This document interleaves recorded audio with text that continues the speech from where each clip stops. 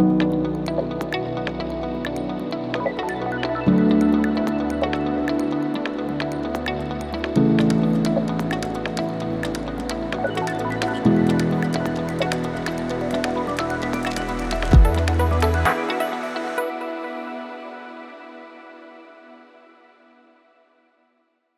to all our IMAPS clients and investors. Let me walk you through the latest changes made during the first week of October. The third quarter has been a tale of two cities: politics, geopolitics, trade relations, strategic alliances, immigration, central bank independence, and for argument's sake, anything that could be considered influential to economic activity has been subject to revision, debate, and/or change. Ex ante, a tsunami of such magnitude should have created massive economic waves hitting global stock markets hard. Paradoxically, global economic activity around the world blazed through the storm, displaying resilience and adaptability. Bullish equity markets across the globe were driven by earnings growth and multiple expansion, the former led by the US, while the latter was commanded by China. US AI revolution continues to propel growth, where American large language models account for 99% of the global market share. Furthermore, according to JP Morgan, 90% of capital expenditure growth over the last 2.5 years was attributable to AI-related investments. At the same time, China has become the frontrunner in global robotics, a superior positioning which is anchored by the nation's modern electrical grid and unique access to rare earth elements. A cohort of investors is becoming concerned about the risk of a market bubble. However, not all sectors and companies can be treated the same way. Hyperscalers, for example, continue to heavily invest in AI infrastructure funded by operating cash flows instead of debt. However, young AI firms, new nuclear energy players, and new ventures funded through private markets, where information is scarcer and valuations have skyrocketed over short periods, are areas on which we remain cautious. A persistent macro theme is the increasingly fragmented geopolitical world.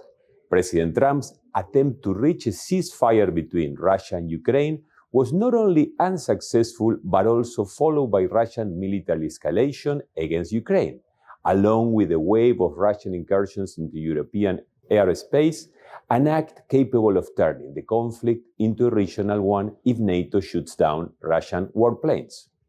The Middle East has not fared any better, where the horrific war in Gaza has already claimed thousands of lives and has made vast portions of Palestine uninhabitable.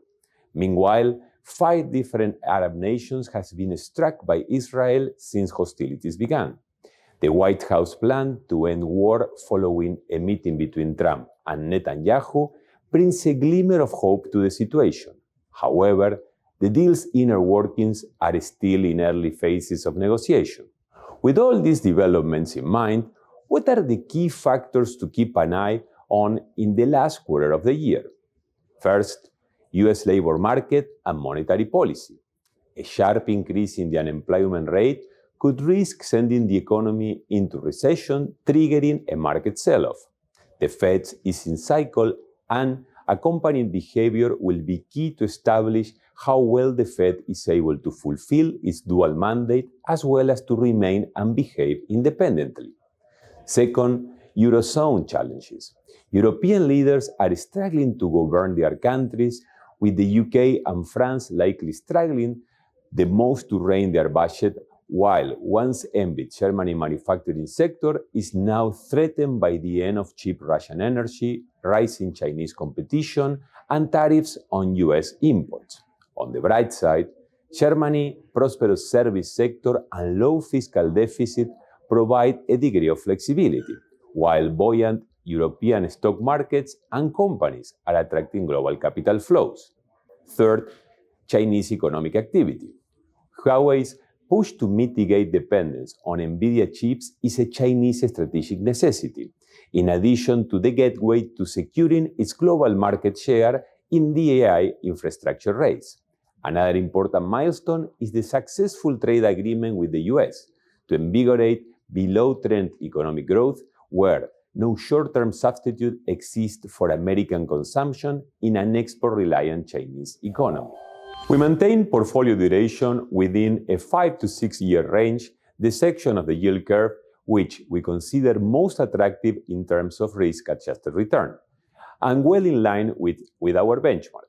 The continuation of the monetary easing cycle in the US is expected to have a positive impact on portfolio performance via price appreciation, while remaining in the value of the curve avoid excessive price volatility present in longer duration bonds.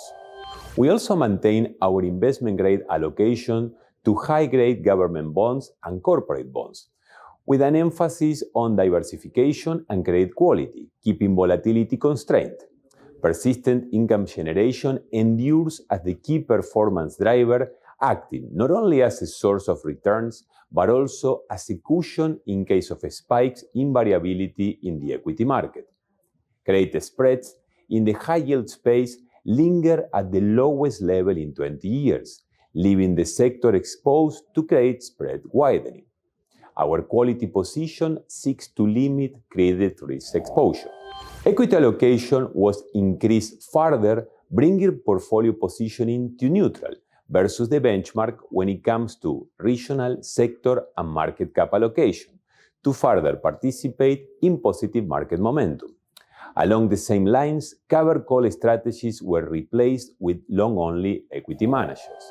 Equity positioning is consistent with the signal provided by Insigneo's recessionary indicator, which observed a decline in the 6 months recession probability in the US from 64.79% a month ago to 18.48% in September, supporting our current positioning. We have kept the allocation to alternatives constant, where gold and commodities greatly contributed to portfolio performance.